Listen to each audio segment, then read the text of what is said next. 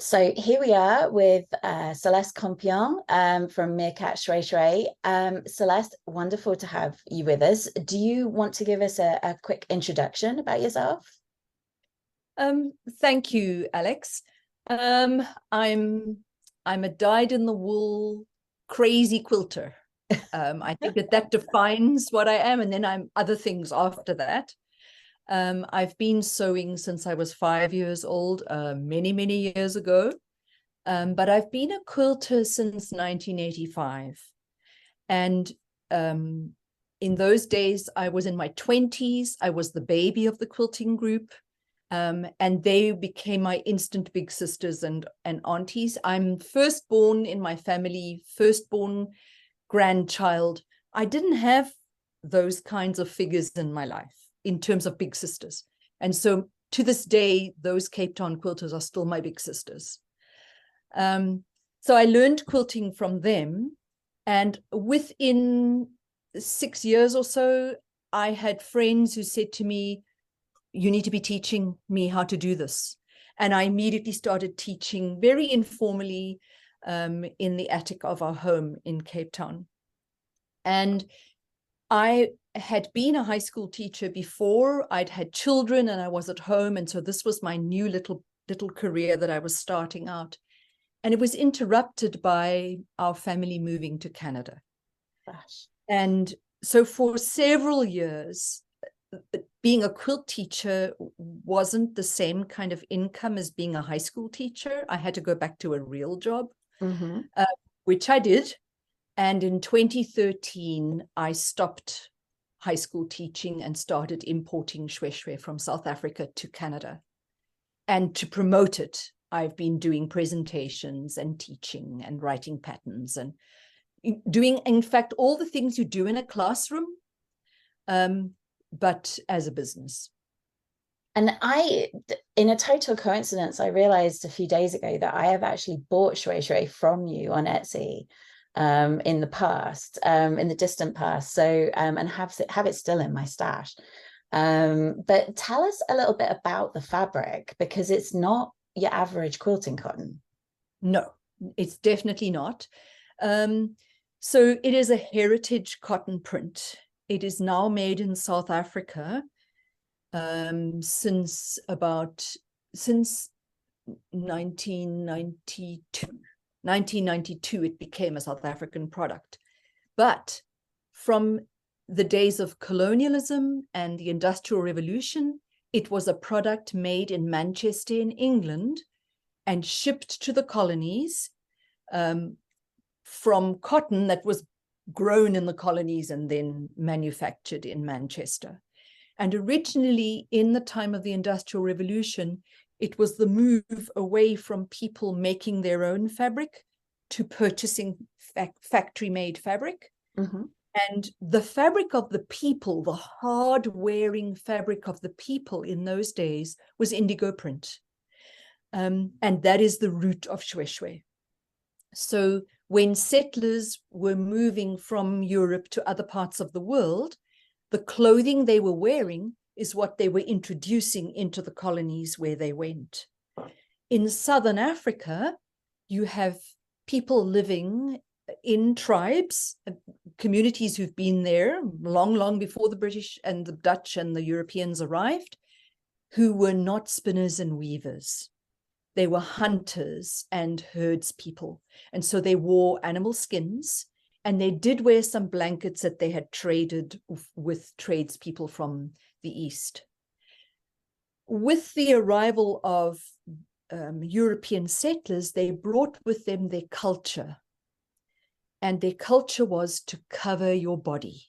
And they introduced that culture to the tribes living in Southern Africa. The Dutch first, and then the British in Southern Africa. And in fact, in the time that the British were here, they introduced a law in the colonies here in Southern Africa called the Modesty Law. And the Modesty Law said, in your ethnic village, you may practice all the things that you normally do. But if you come into the pioneer village, into the settler village, you are required to cover your body from neck to knee. And we will sell you the fabric so that you can do it. That does sound very British. It is. It's what Yeah. colonial powers do the world over. Yes. And that product, those early indigo prints that were introduced to the tribes in Southern Africa, were brought by German missionaries, by British, by French missionaries, because it's what everybody was wearing in Europe. It was the hard-wearing fabric of the people. And the name shweshwe came from a group of French missionaries who gifted some indigo print to King Mushweshwe, who was the king of the Sotho tribe in those years. And the fabric name stuck. It was the fabric of King Mushweshwe, Isishweshwe, and the name stuck. So it's a Sotho word. But the same fabric was called blauwdruk by the Dutch, blueprint, indigo print by the English. It was called Ujamani by the Xhosa because they got it from German missionaries. So Ujamani, Germany. So it has all these other names in other languages, but the name shweshwe kind of stuck. And that's the name that it's been given in South Africa. So it stays a product that the British are making and selling to South Africa all the way up into the 20th and the 21st century. But 1990, apartheid ends, Nelson Mandela becomes the president in 1994. In 1992, Dagama Textiles, a South African company who had been making some of these under license from the mother company in England, they take over all the rights and buy everything from the mother company in Manchester. And that label, Three Cats Shweshwe, that brand becomes the brand they buy. They buy everything. And it's now made in South Africa, employing South Africans, cotton being grown in the northern part of South Africa. Everything is local, ethically sourced, and the company does profit sharing. Oh, well, that's wonderful. Plus, they also do sustainability programs. So around the factory, which is not in one of the major centers of the country, it's actually in the Eastern Cape, in a rural area. It's surrounded by agricultural farmland, and Dagama Textiles recycles their printing and dyeing water, and it gets used for agriculture. Around. Amazing. I've recently dyed some things at home, and I'm always horrified how much water it takes in the dyeing process. Yes, it's very, I feel embarrassed, even though I'm generally on my own when these things happen. How is the fabric actually printed? Is it block printed, or is it a more of a wax resist? Or it's a really good question. It's discharge printed. So Industrial Revolution, we're doing things by machines. The earliest kind of discharge printing that was done in the Industrial Revolution, so we're talking the precursor to calico prints, was they had machined, tooled rollers that had little holes hammered in them to make a design. The fabric gets pre-dyed, let's say indigo, and it wasn't natural indigo. They were doing synthetic indigo during the Industrial Revolution. So they pre-dye the fabric. That dyed fabric is then fed through these rollers, and a weak acid solution is discharged through those holes and bleaches out the design. And that is how they print it. I've actually got a sample. I just happen to have here. So you can see it's kind of pixelated. Oh, yes. Because it's like little holes that have made that design happen. Yes, it's just so beautiful, the designs that you get from it. And so indigo is I guess the traditional color. Are there other colors now associated with it? So originally it was indigo. The next colors that were kind of introduced were chocolate, brown, and red. So those are your three classic calico colors. And they Oh, that looks cute. I know. I don't know where those balloons came from, but hooray. There we go. It was exciting when those new colors came. I know. Yeah, I'm very excited.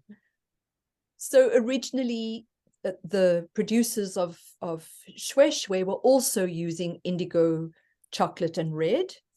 And in about the 90s, I can't remember the exact date because I was still living in South Africa and purchasing my own Shwe Shwe in those days, they started introducing other bright, bold colors. And there's a story attached to that. Mm-hmm. The reason that the fabric has survived is because it's been absorbed into ethnic cultural practices. So when I was a girl growing up, I didn't know this story. I just saw African ladies wearing Shwe Shwe, and it was African print. Right. But of course, it is something introduced by colonial powers. So they introduced pre-printed skirt panels that you could make into wrap skirts. And these have been absorbed into African culture in Southern Africa. And as women have become more educated and westernized, you know, modern women, a lot of women are saying, you know, we're not going to do those things that people did in the old days. They're a little bit, they're not always kind to the role of women. They're conservative, so on. And so there were many younger African women who said, Shwe Shwe belongs to my mother, my grandmother. I'm not in that scene. And what Da Gama did was they started designing bold, bright prints that were no longer these tiny geometrics that they started out with. And they designed them not as skirt panels, but as running yardage.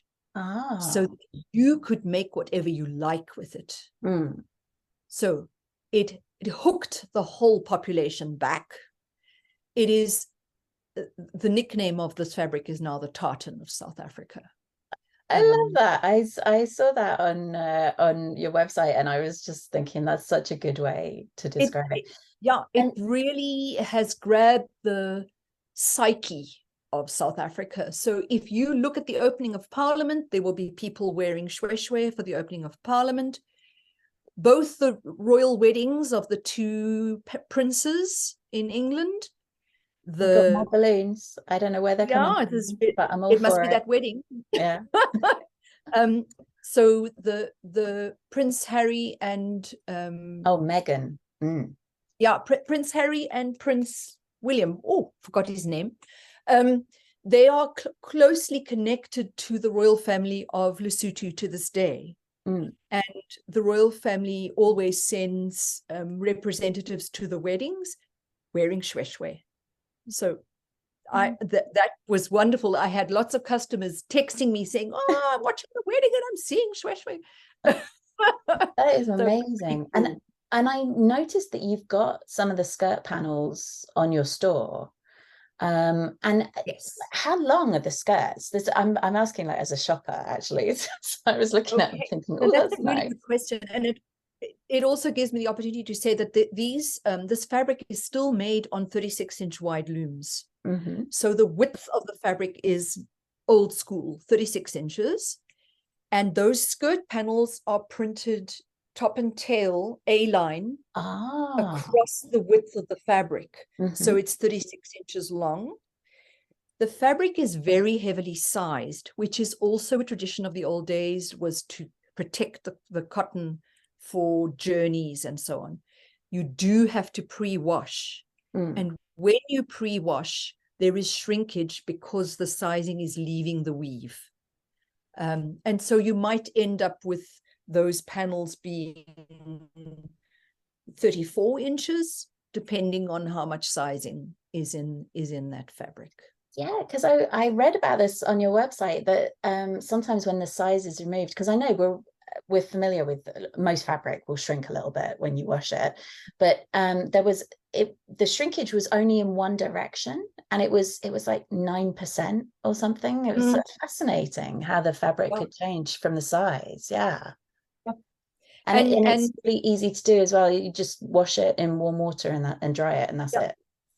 You just immerse it in warm water and hang it up to dry. That's it. No washing machine, no soap. Just dissolve the stuff out. That's it. I must do this with the pieces that I bought before, because I just kind of get them out and stroke them occasionally, like many quilters are guilty of, with particularly pretty fabric. And smell them. Yes, the sizing has sort of a waxy smell that is really evocative, and people get very sort of moved by it. Okay, I'm going to do this after we finish this interview. But one of the other things that I read on your bio was about visiting the Cape Town fabric warehouses with your mother, I think. I mean, most of the people watching will have never seen a Cape Town fabric warehouse. Like, can you paint us a picture of what these look like? Well, sadly, they don't exist anymore. You know, it was a thing of the 60s. So Cape Town has Adderley Street, which is the main road, and sort of where the very fancy shishi shops are, and, you know, department stores and stuff. And then there's a block away to the one side of Adderley Street were these kind of warehousey type places where you could get wholesale stuff. And while I talk about it, I get the smell. So they were old, like Victorian warehouses, really. And they often had those lifts with the sliding clackety-clack gates. Yeah. And the staircase that goes around the lift. It looks like something out of a Wes Anderson movie. Right. So, and there's a smell of the fabric and wooden floors and just tables of fabric. And I, you know, we would go with my mom, my sister and I, and we were well-behaved little girls. So it was okay for us to be in the shops with her, but it was pretty fun to be under the tables and, you know, touching the stuff and so on. But there was also, and again, I haven't lived in Cape Town for more than 20 years. There was a market on the parade ground close to those warehouses on the weekends. I think it was on a Wednesday and a Saturday. There was this big flea market. And there were always fabric tables at those flea market tables, and you get good deals. I don't know whether that exists anymore, but it was Cape Town.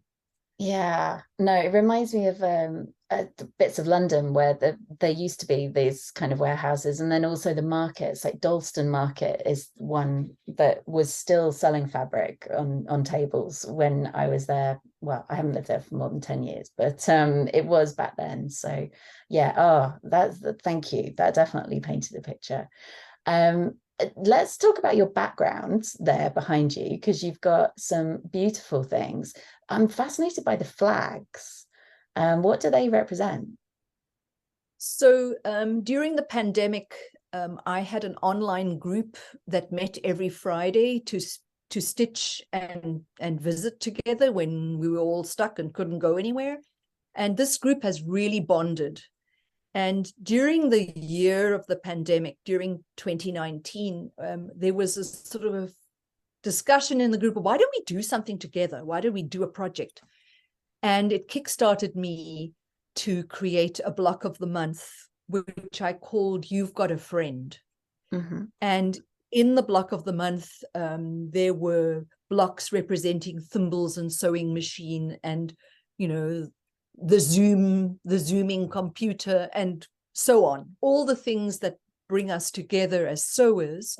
But I also researched a whole bunch of blocks that had friendship names, and I put all of those together into a block of the month. And then as people were signing up from all over the world to do this block of the month, I started making a flag for every country that had people signing up, because one of the blocks had a little flag in it. And I used the USA flag because there were people from Canada and USA in that original group.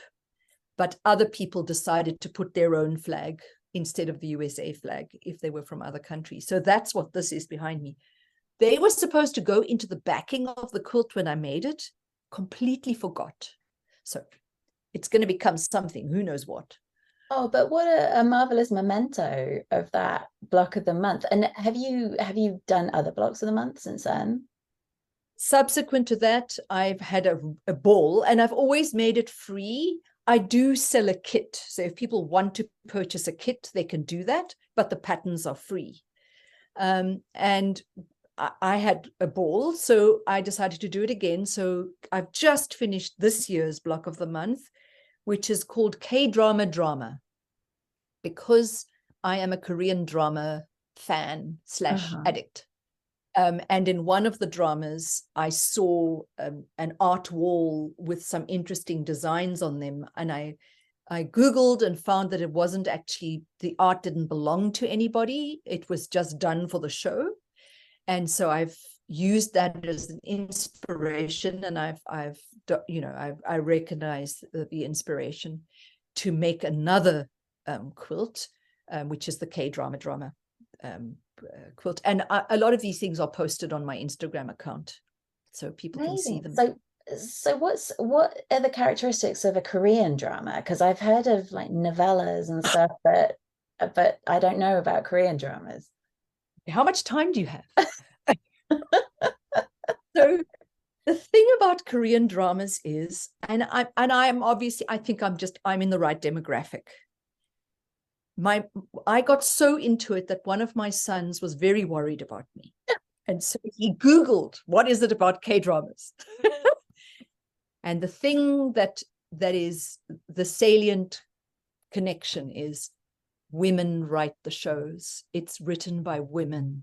Oh, interesting. And so there's action, there's fantasy, there's, of course, romance. There's always romance.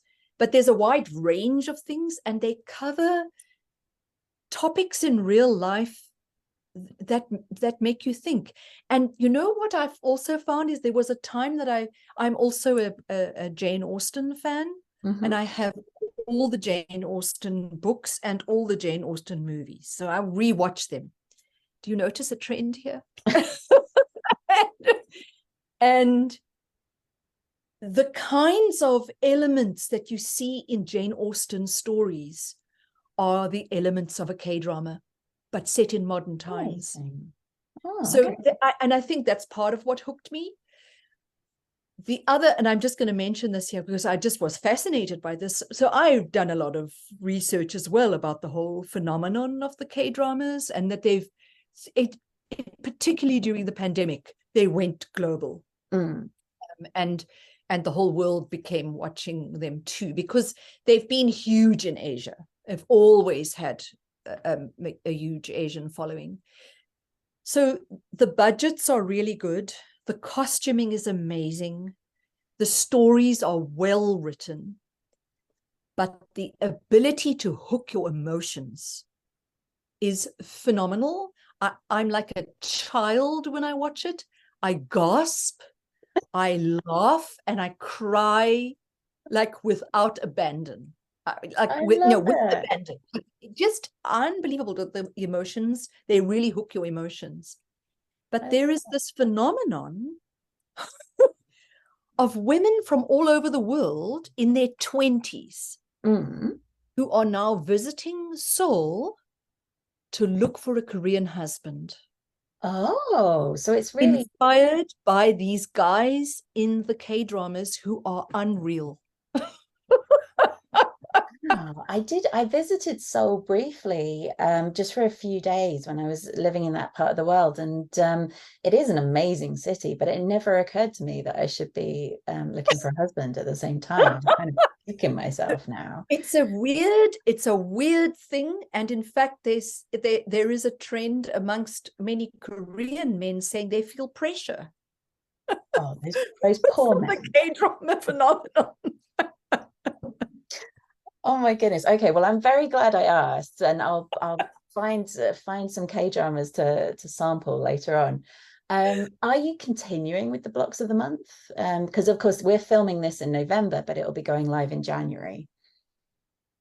I have a design brewing for next year. I haven't made a single sample block yet, so but I do have an idea for next year, because I'm enjoying doing this. Yeah, and it's another community builder. Absolutely. And presumably people can go to the Meerkat Shrey website and they'll be able to find details of that one. I wanted to ask actually, why meerkats? Because I know it's 3 cats, Shrey. Are they 3 meerkats on or is it all different cats? Yeah, it's just that's just a coincidence. So the meerkat thing, meerkats are endemic to the Kalahari, which is it's a desert between South Africa and Botswana. So you get these meerkats living in the desert. They're matriarchal. They have a female leader. They're very strongly community orientated. That typical little meerkat stance that you know, yeah, that is there's always a meerkat that is on sentinel duty because their predators come from the air. They are often eaten by birds of prey. And so you will have a sentinel meerkat who's on duty, and when there's danger, they have a special call and they all run into the ground. And so they look after each other. So that just appeals to me about meerkats, that they're a community. There's a very popular TV program in the UK called Meerkat Manor, which I'm sure has probably evolved since I last saw it, but certainly meerkats are a big thing in the UK. There's also a whole series of adverts for an insurance company that have proved very popular. I think the insurance company has made almost as much money out of the merchandise from the adverts as they have from their actual insurance, but still. Let's talk about your workshop that you're teaching. Tell us about that. Okay, so can I actually show a little sample? Of course, yeah. Okay, so I actually happen to have them right We've here. got fireworks now. I've no idea what's going on.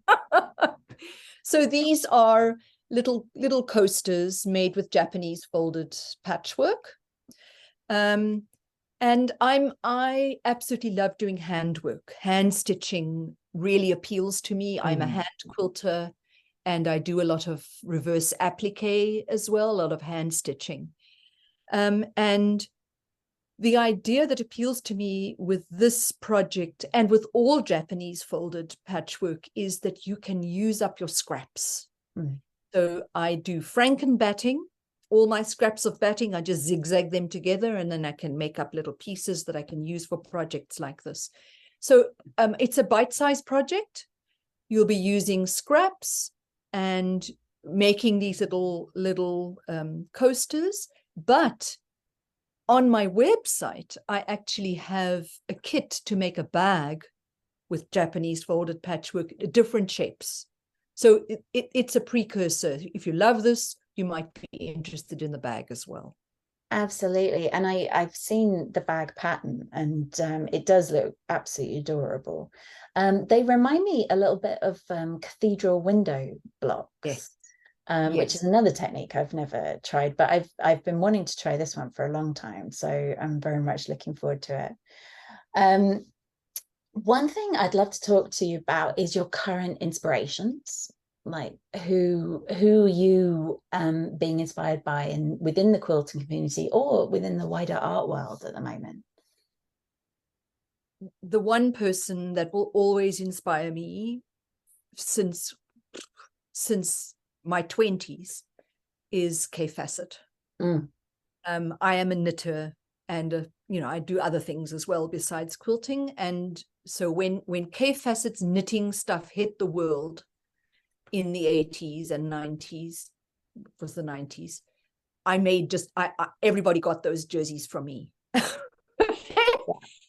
And what I learned from him was the ability to work with color.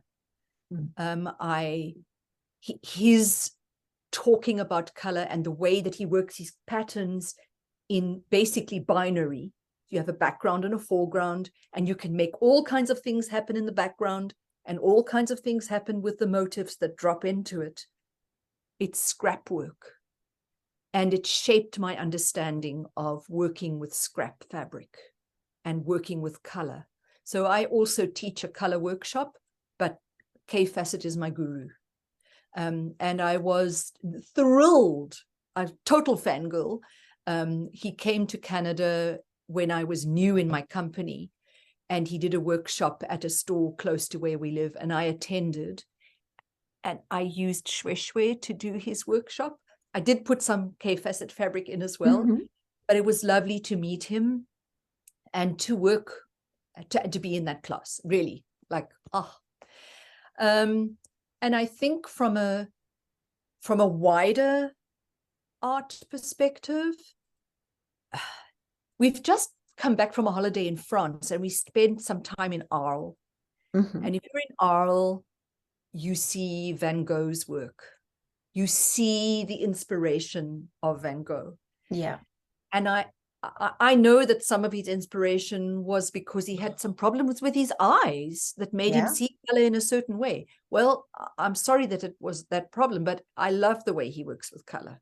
And so I enjoy looking at that kind of artwork with those kind of colors. I'm a great fan of Bisa Butler's work. She's just astounding. Victoria Finlay Wolfe. I love how she jumps from classic to modern, and you see the elements, but you've watched that transition. Sarah, oh gosh, this is embarrassing. Just gone blank. Don't worry. She's a quilter in the USA, and she does beautiful modern quilts that are also segue from older designs from her family. This is embarrassing. It'll come to me. It'll come to you later, and I can always put it in the interview notes as well. And so I'll put links to all of these people. And I think I'm right in saying that Bisa Butler uses K Facet fabrics in her quilts. And shwe, really? Okay, I didn't know that. Lots of she uses mostly African prints, like other African prints from West Africa and North Africa and so on, but she uses some shwe as well, which is very exciting. It is. And looking at her quilts in close-up, I mean, obviously they're astonishing just as a whole, but looking at them in close-up, it's always amazing when you spot like little elements of different things creeping in there. Yeah, astonishing. So I think we've had a great conversation. I'm so happy that we've been able to talk about this. Just one thing I wanted to finish with is what does 2024 hold for you? Like, are there quilty goals you want to meet, or new techniques you want to try? What do you have in store? That's a really good question. So because I'm in business, quilting is not just what I do. You know, there's always the business side to it. Sure. And I think always from one year to the next, I'm always looking for ways to excite people to use shwe in their projects. So there's stuff brewing for 2024, new patterns, new designs to incorporate shwe in quilts.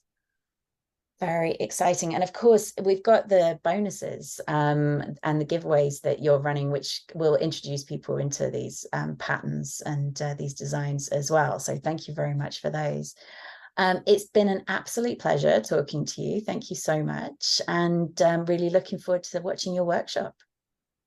Thank you very much, Alex. I'm very excited to be involved in this project.